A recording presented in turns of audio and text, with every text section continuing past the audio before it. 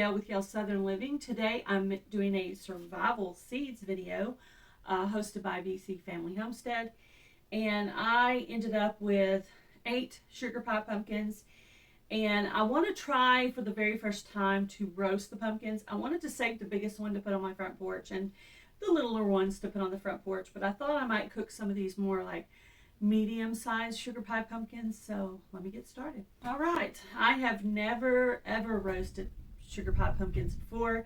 I've bought the pumpkin puree and used that, but this will be my first time to try it. So the first thing you're supposed to do is you're supposed to cut off the stem end. I did wash these very well. You're supposed to cut off the stem end so that it can lay flat. I wasn't sure how this was going to go because I don't have the best knives. Okay, so that's nice and flat. Okay, I'll put this to the side, and this will be treat for the chickens. And then I'm going to go ahead and do this one.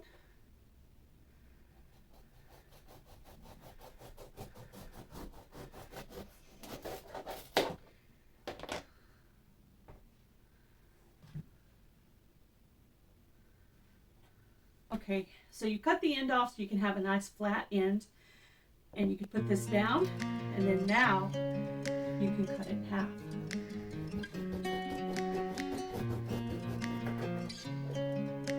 Okay, and then I'm going to do this one.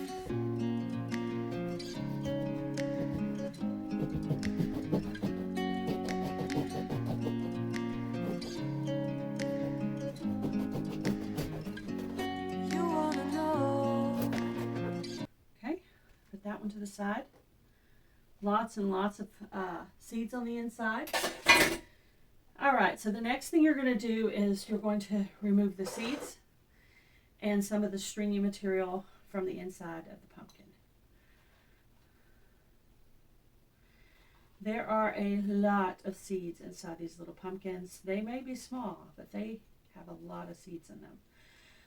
So, I had not decided if I was going to roast the pumpkins as well, and I may do that. I think I probably will, and also save some of these seeds for planting next year.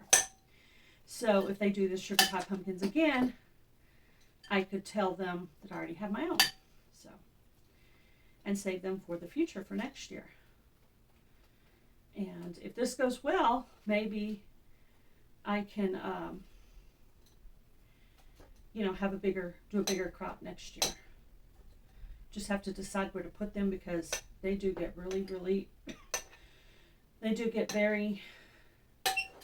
there's a lot of binding there. And the wild garden is going to end up being for something else next year because there was some squash bugs out there. So I would have to put them in a different place next year. All right, I'm going to go ahead and continue to get all the insides out of these, and I'll be right back. All right, so the video I watched said to put olive oil on both sides. So just going to drizzle a little olive oil there, turn it upside down, and I can also rub this in a little bit too.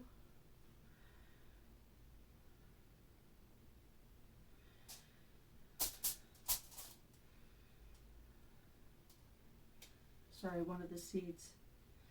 Okay.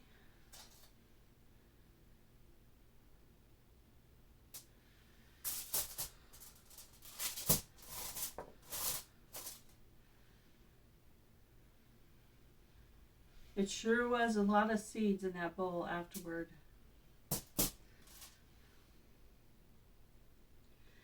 All right, it says to preheat your oven at 375 degrees and cook for 1 hour. But one of the videos I watched said if you cut them in half, it's less time. So I'm going to check it after 30 minutes, 45 minutes, and then an hour if I need to.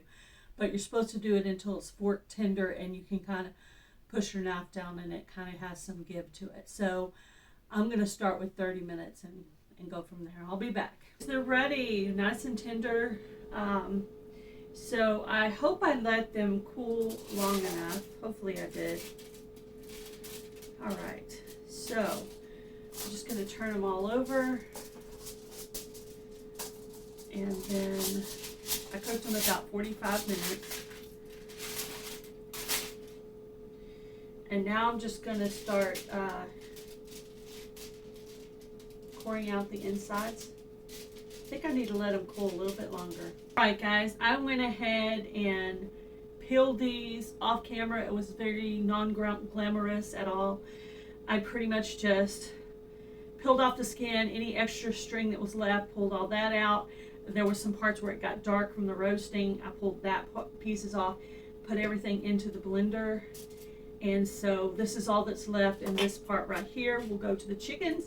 I think this is going to be about what your can would be, about 15.5 ounces or something like that. So all I'm going to do now is just blend it. I wasn't sure if the blender was blending it well enough, so I ended up putting it in the KitchenAid. So I bought these cheesecloths at Walmart. It actually comes to a package. But I'm actually going to end up needing it for another recipe I'm going to do later on in the fall and winter. So, oh, it comes in a strip like a bandage. Interesting. Okay, get my scissors out. Alrighty. I'm going to try to do it like the guy on the TV did it, but his didn't look like it came in pieces like this. This looks like a bandage. So, interesting. It's so funny because after blending it, it doesn't even look like it has that much water in it, but I guess it does, but you can't see it. I don't know. Sorry, that's Bright in the background. He has no idea what camera time means, or Mama's filming. He does not understand me. So he'll keep crying until he gets what he wants.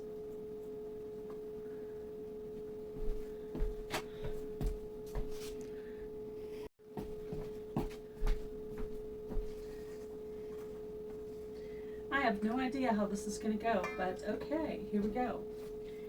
So like I said, I put it from the blender into the KitchenAid because I felt like it wasn't powerful enough, or it was going nowhere fast. So I decided to move it into the KitchenAid, and that seems to have done it really well because there's, you know, it's nice now. And then I could also just let it sit and go until it was ready as well.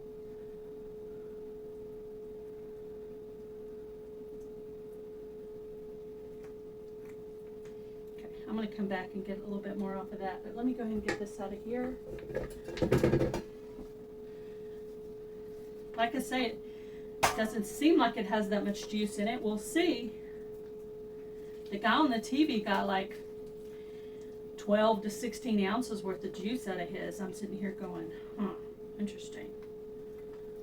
Doesn't seem like it, but I'm going to do what the recipe says so I don't mess it up. Okay, there's that.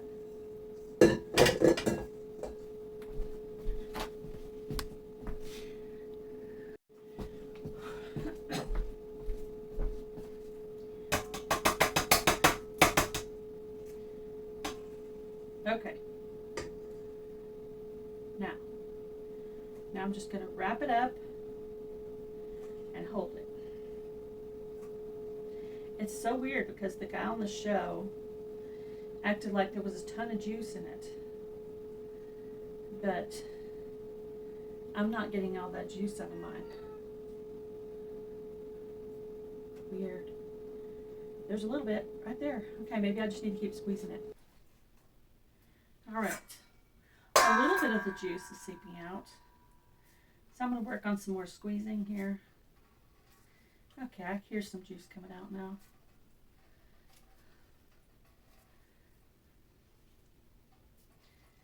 So it's just a process. So this is a colander with a bowl underneath to hold the juice. And then the cheesecloth.